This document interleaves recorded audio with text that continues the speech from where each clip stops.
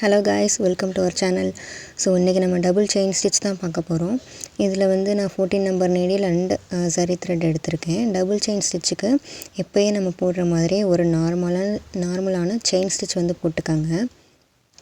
Chain stitch வந்து ஃபுல்லாகவே போட்டுட்டு அந்த எண்டு வரைக்கும் போட்டுட்டு அங்கே ஒரு நாட் போட்டுட்டு நீங்கள் மறுபடியும் டபுளாக போடுற அந்த செயின் வந்து ஃபஸ்ட்லேருந்து கண்டினியூ பண்ணலாம்.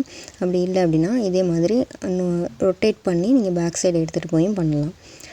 ரொட்டேட் பண்ணும்போது உங்களுக்கு அந்த இடத்துல வந்து நூல் தூக்கிட்டு இருக்க மாதிரி கொஞ்சம் பிசுறு இருந்தது அப்படின்னா அது மாதிரி மேலே கீழே அட்ஜஸ்ட் பண்ணுங்கள், அது செட் ஆகிடும். ஸோ அதுக்கப்புறம் இதில் நீங்கள் முக்கியமாக என்ன பார்க்கணும் அப்படின்னா, நீங்கள் போடும்போது டபுள் செயின் போடுறோம் இல்லையா, அது வந்து டபுளாக தெரியக்கூடாது, இடையில வந்து கேப் தெரியக்கூடாது. இது மாதிரி திக்காக இருக்கிற மாதிரி இருக்கும். நீங்கள் ஃபுல்லாக போட்டு முடிச்சுட்டு பார்த்தீங்கன்னா நல்லா திக்கான ஒரு ஃபீஸ் வந்து உங்களுக்கு வந்து அதில் கிடைக்கும்.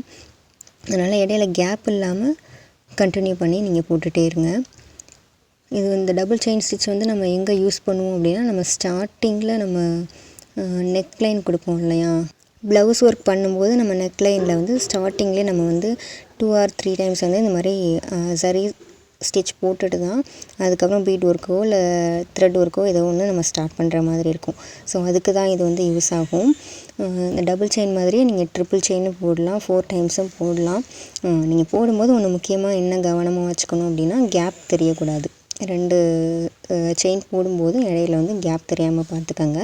ஸோ நீங்கள் போட்டு பாருங்கள். பார்த்துட்டு டவுட்ஸ் இருந்தது அப்படின்னா கண்டிப்பாக கமெண்ட்டில் சொல்லுங்கள். For the next class.